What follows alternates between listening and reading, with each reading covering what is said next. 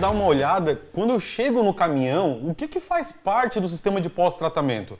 O que lá dentro do caminhão, o que é relacionado com esse sistema de controle de emissões? Então aqui é um exemplo que eu coloquei de um Volkswagen Delivery, um caminhãozinho Delivery, que a gente pode identificar nessa foto vários componentes relacionados ao sistema de pós-tratamento. Ali a gente pode identificar o módulo de dosagem, que é o injetor, que ele injeta o ar lá na fumaça, o sensor de temperatura pré-catalisador, que ele vê a temperatura da fumaça antes do catalisador, o pós-catalisador, o sensor de NOx, que é o que efetivamente vê a quantidade de poluição de NOx que tem na fumaça, o módulo de bombeamento, que é o que succiona o ar lá do reservatório e envia para o módulo de dosagem para que seja feita a injeção quando necessário, e sensores de temperatura e nível do tanque para monitorar aí as condições de armazenamento do reagente.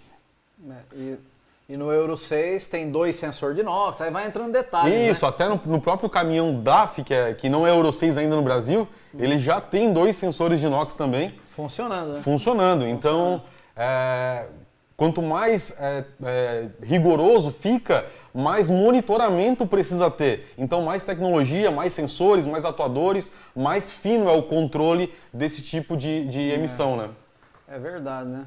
E um detalhe também é que os primeiros sistemas que surgiram, por exemplo, o primeiro sistema da Bosch, que foi pelo menos o primeiro no Brasil, que é o Denoxtronic 1.1, o sistema em si era muito mais complexo, né? A bomba era gigantesca, tinha trocentos componentes lá dentro. Sim. E a Bosch, por exemplo, foi evoluindo os sistemas que eles foram ficando menores, mais leves e mais eficientes. Mais simples, né? Exatamente. Mas isso quando a gente olha para a bomba, né? Para o modo de bombeamento.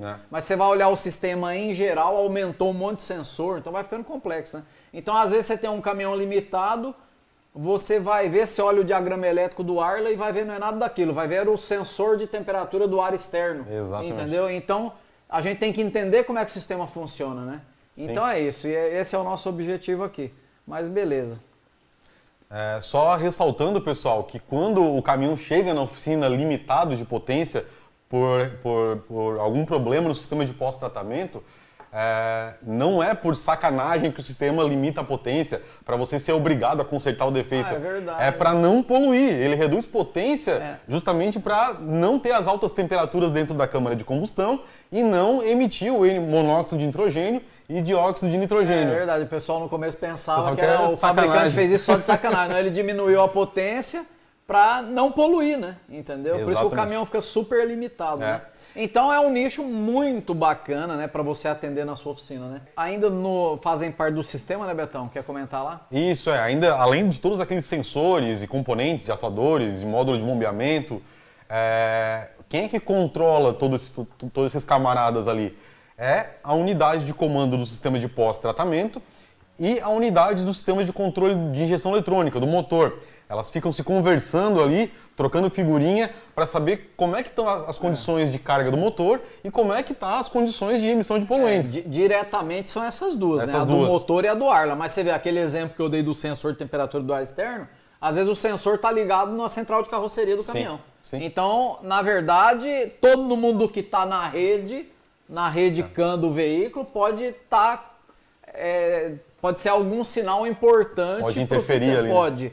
Mas o principal são esses dois aí, né, Betão? Até você comentou isso, eu lembrei agora do sistema alguns sistemas de pós-tratamento trabalham com ar comprimido também. Então, às vezes tem uma central que controla a parte de ar comprimido do caminhão, que pode interferir no fornecimento de ar comprimido, alguma válvula, alguma coisa. Exatamente. Uma primeira divisão dos sistemas de pós-tratamento são as bombas que trabalham com ar comprimido e as que não trabalham. Tem umas que é só com Arla, ou seja, a bomba só succiona Arla 32 e injeta direto lá na fumaça. Direto.